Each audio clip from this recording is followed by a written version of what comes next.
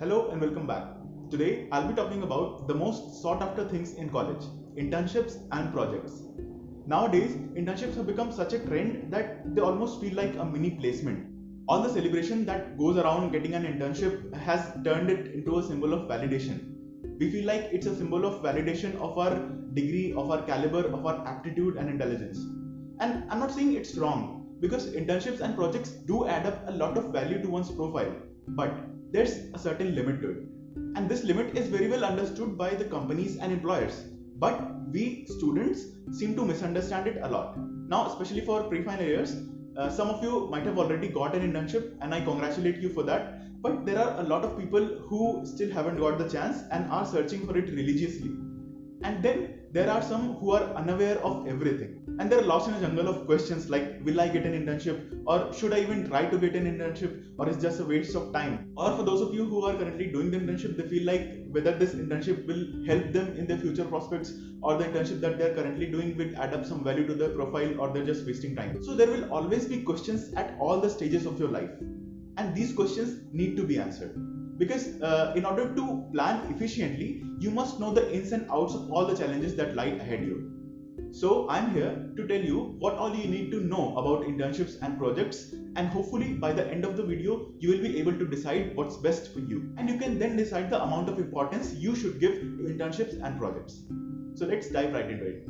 Internships literally mean a period of work experience offered to a student or a recent graduate by an employer for a limited period of time. Now, internships serve two major purposes. One is they give the interns an exposure into their future work environment. They provide the closest look possible into the life of a typical employee of the field that they want to work in the future. And secondly, they give the companies a chance to handpick their future employees by assessing the performance of all the interns. Now, there are certain divisions in this, most important of which are based upon the way of application. The process through which you apply are majorly divided into on-campus or off-campus internships.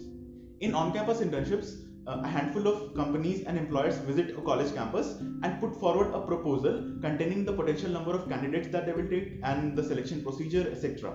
This information is then shared to the students through the college placement cell, and the aspiring students can then go on to the college placement portal and follow the instructions thereafter.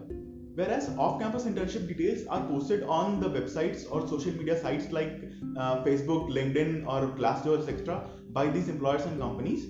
They post all the details including the job description and selection procedure, etc.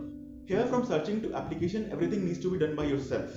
And there's no limit to it because there are hundreds of thousands of employers out there in the world to which you can apply. You just need to be searching actively. Now that we've become familiar with the application procedure, let's dive into the next set of divisions that we have. And it's based upon whether you want to go in corporate or industrial internships, or you want to do research internship. Now, corporate or industrial internships are the practical application of all the coursework that you had and all the skills that you developed. Here you will get to work as a full-time employee of a company under a manager or a team, and you'll have to complete certain tasks and submit reports.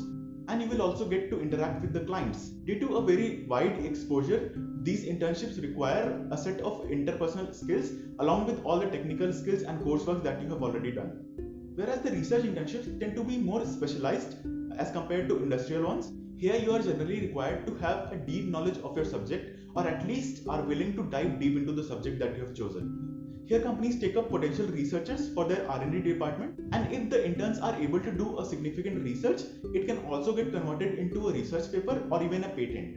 Now there are some more divisions, like for example based upon the time of the year that you choose, like summer internship or winter internship, or based upon whether the internships are paid or unpaid. But these differences are a bit insignificant in determining how much importance you should give to the internships or projects that you are currently doing, or whether you want to go for internships or projects or not. Now coming to the projects, a project is a piece of work which is carefully divided and planned into number of steps in order to complete a certain task.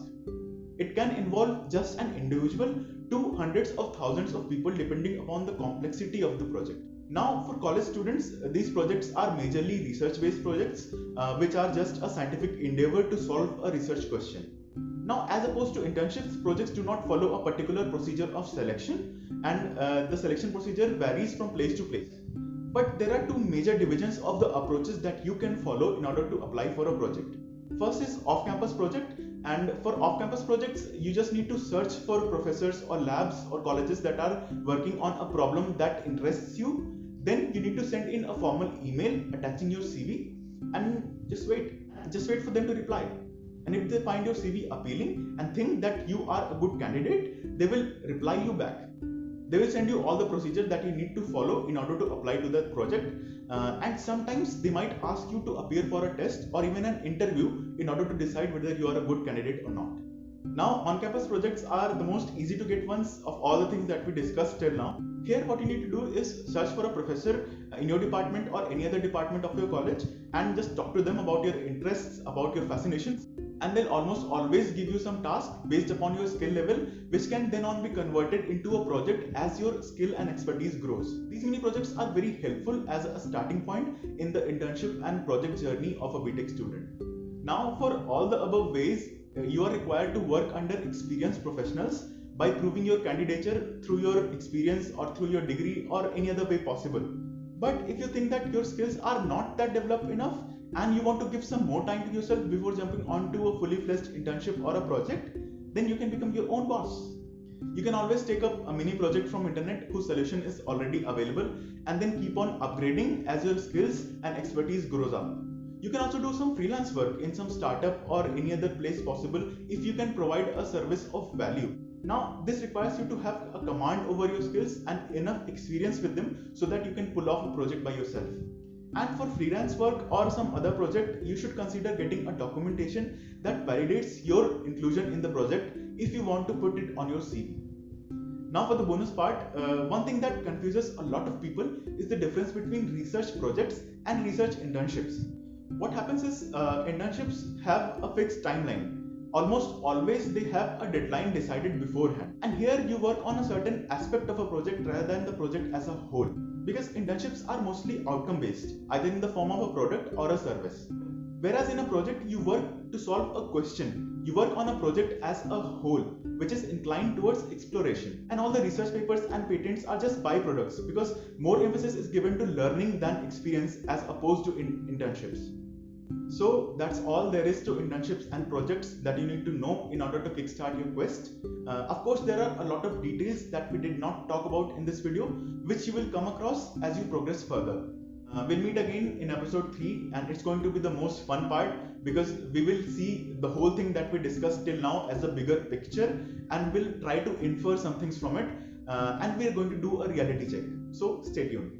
Hope you like this video, and if you haven't yet watched the episode 1, go watch it and share your views. Hit like if you find this useful, share it with your friends and do subscribe for more. Have a great day. Bye bye.